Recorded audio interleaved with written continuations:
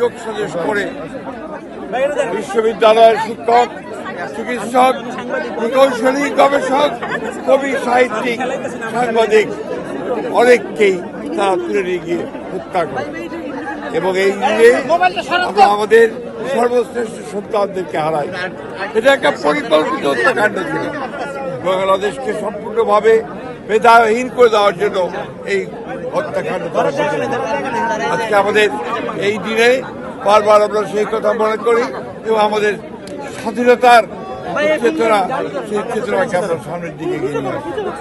একইভাবে দুর্ভাগ্যক্রমে আমরা সবাই জানি যে 2024-এও একইভাবে আমাদের সন্তানদেরকে হত্যা করা হয়েছে, করোনা হত্যা করা হয়েছে।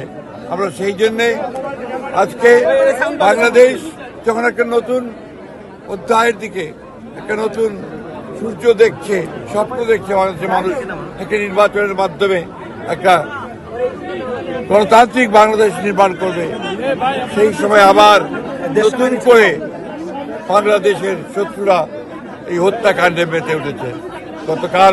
গত পরশু যে হত্যাকাণ্ড হয়েছে আমরা তার তীব্র নিন্দা জানিয়েছি এবং আমরা আশঙ্কা করছি যে এইরকম আরও ঘটনা ঘটতে পারে।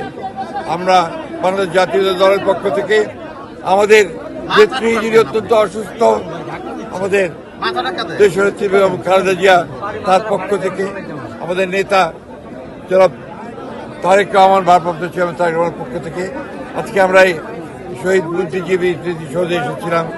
আমরা এখানে শ্রদ্ধা জানিয়েছি এবং এই শপথ গ্রহণ করেছি যে আমরা যে কোনো মূল্যে বাংলাদেশের স্বাধীনতাকে রক্ষা করব, সার্বভৌমত্বকে রক্ষা করব এবং গণতান্ত্রিক অগ্রযাত্রাকে সামনের দিকে এগিয়ে নিয়ে যাব এবং অবশ্যই আমাদের জন্য এই দেশের স্বাধীনতার জন্য যারা প্রাণ দিয়েছেন, গণতন্ত্রের জন্য প্রাণ দিয়েছেন, তাদের সকলের প্রতি আমরা শ্রদ্ধা জানাচ্ছি।